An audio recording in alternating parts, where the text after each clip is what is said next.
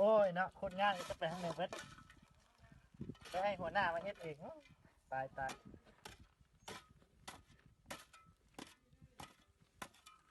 บริษัทวังหินไปทางใดเด็กๆคนทางหน้าลงไปถามเบิ่งดูอ๋อไป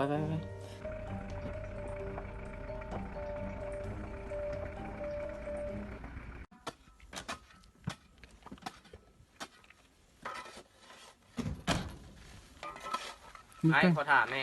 บริษัทวังหินไปทางใดโห15เดี๋ยวไปไสแม่นหมู่เก่าตอนสมัยเรียนบ่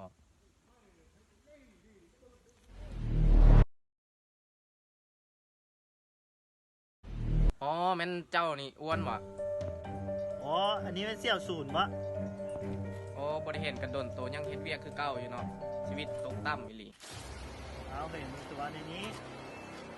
เป็นยังไงบ่เห็นเดี๋ยวดนสบายดีอยู่วะสบายดีบ่คือโตแล้วมาขุดดินแบบนี้นี่อ๋อเดี๋ยวนี้ตัวเฮ็ดเวียกเฮ็ดงานยังเดี๋ยวนี้โอ้ตัวเบิกได้แม่นี่เอกสารกันนี่ไปเซ็นโปรเจกต์1,000,000,000นี่โอ้ตอนมึงเรียนอยู่ม .7 นะมึงเรียนเก่งอีหลีแต่ว่าตอนนี้ชีวิตมึงนี่โคตรตกต่ำเลยกูบ่เคยมีเสียวแบบมึงดอกตัวก็เบิ่งแม่เสื้อตัวก็ขาดเบิ่งเสื้อนี่คุณภาพดีเบิ่งเสื้อก็ขาดนี่เบิ่งเสื้อก็ขาดนี่ไปเสียเวลา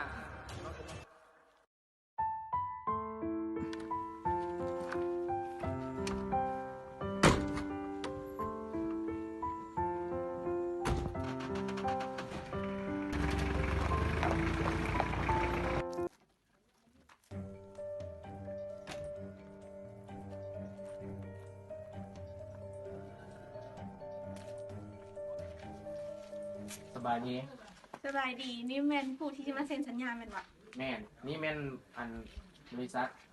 ฟังหินบ่แม่นเซ็นเป็นทางเงื่อนท่าเดี๋ยวสิไปตามประธานบริษัทมาให้วันนี้เลย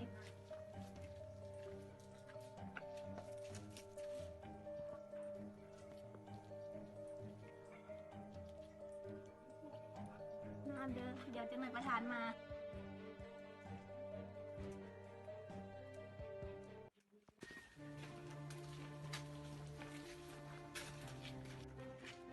มาอย่างคนขุดดินนี่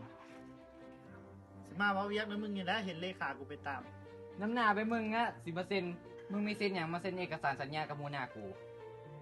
เราบ่มีสิทธิ์อะไรก็เราเป็นประธานบริษัทวังหินฮะบักอ้วนนี่ได้เป็นประธานบริษัทวังหินโอ้เซ็นให้ในนุในฐานะหมู่เดียวกันเอกสารนี้บ่มึงสิมาเซ็นมึงกูบ่เซ็นให้มึงดอกมึงบ่สิกูปันนี่ล่ะในฐานะเขาเป็นหมู่กันเซ็นให้มันแล้วซะมันสายเกินไปแล้วนับแต่นี้ต่อไปมึงบ่ต้องมาเยี่ยมบริษัทกูอีกไปสู่2คนค่ะ